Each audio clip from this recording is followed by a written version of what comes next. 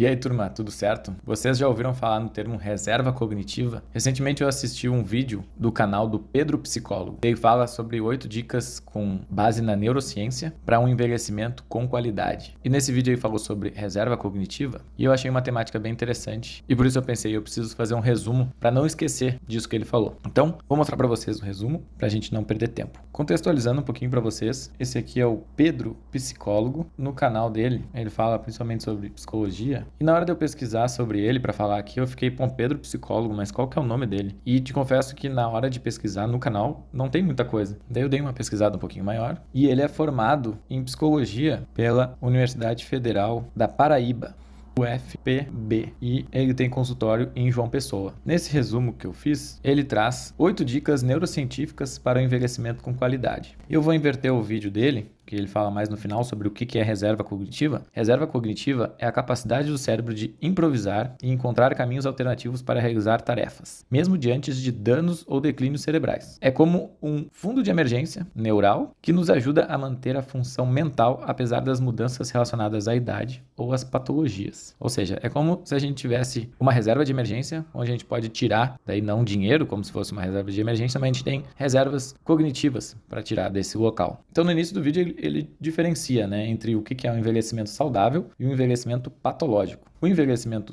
saudável é aquele com que o idoso, apesar da idade, consegue caminhar, consegue tomar banho, consegue pagar as contas. Já o envelhecimento patológico é quando o idoso perde as suas funções básicas da vida, ou seja, precisa de auxílio para tudo. Daí os 4 elementos fundamentais é a memória, as funções executivas, a independência e a autonomia e as emoções. E para manter de forma adequada esses 4 elementos, o Pedro traz aqui 8 dicas. A primeira dica é ter atividades com jogos que desafiam o intelecto. Então, pessoas que jogam xadrez, pessoas que jogam carta, pessoas que fazem jogos de tabuleiro, elas conseguem ativar partes do cérebro que desafiam o intelecto e proporcionam uma atividade neural maior. Além dos jogos, aprender a tocar algum instrumento musical, isso contribui para o desenvolvimento de uma memória de trabalho ou uma memória de procedimento. O que é essa memória de trabalho ou de procedimento? É aquela memória que a gente vai quase que no automático. Como quando a gente anda de carro e não precisa pensar como se troca a marcha ou como pisa na embreagem, onde pisa no acelerador, no freio. Isso vem de forma automática. E aprender um instrumento musical, tocar um instrumento musical, contribui para essa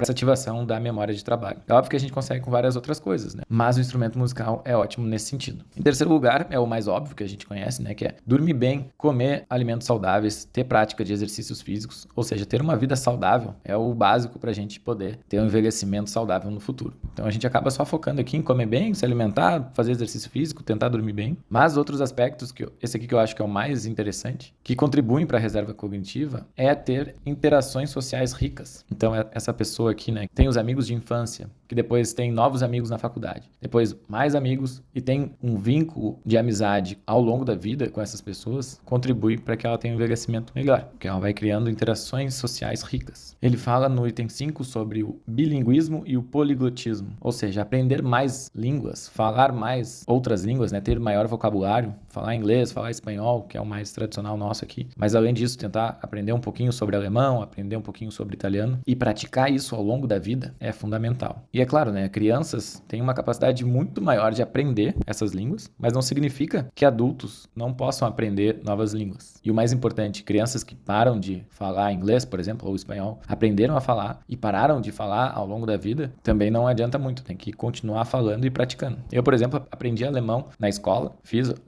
acho que 9 anos de alemão e infelizmente não pratico alemão diariamente, não falo alemão. E isso faz com que o meu vocabulário em alemão seja muito mais fraco hoje em dia do que quando eu tinha lá 15 anos, 12 anos, onde a gente aprendia alemão na escola. Ao mesmo tempo, se a gente assiste vídeos em inglês, lê livros em inglês ou tenta se comunicar em inglês em alguns momentos, isso faz com que a gente retorne vários vocabulários de uma língua que é a língua secundária, não a língua primária. E isso contribui para um envelhecimento de qualidade. O sexto é ter leitura profunda e contínua. Pessoas que leem ao longo da vida, não param de ler e têm o hábito da leitura, também acabam tendo um envelhecimento com maior qualidade. Então, leia bastante bastante ao longo da vida e tenha esse repertório também através da leitura. O 7º item que ele fala é educação formal prolongada. A gente tem um termo específico, né, que é o lifelong learning. Atualmente, por exemplo, a pessoa faz ensino médio, graduação, pós-graduação. Isso tem um benefício gigantesco, né? Não só na questão de, vou ganhar mais, porque um profissional mais qualificado tem uma remuneração maior, mas também eu estou contribuindo para depois, lá na minha aposentadoria, eu ter maior reserva cognitiva para poder fazer as minhas atividades mesmo aposentado. E por último, ele traz a questão de ter profissões intelectualmente exigentes. E o que ele quer dizer com profissão intelectualmente exigente? São profissões que têm desafios novos, que têm a necessidade da pessoa pesquisar sobre e aprender mais sobre sempre, o tempo todo, e se atualizar, né? Então, dentro do design, que é a nossa área, no design a gente tem constantemente esse desafio intelectual, porque design é a resolução de problemas, né? E problemas dentro do design são problemas não estruturados, ou seja, a solução não está pronta, a gente tem que desenvolver a solução.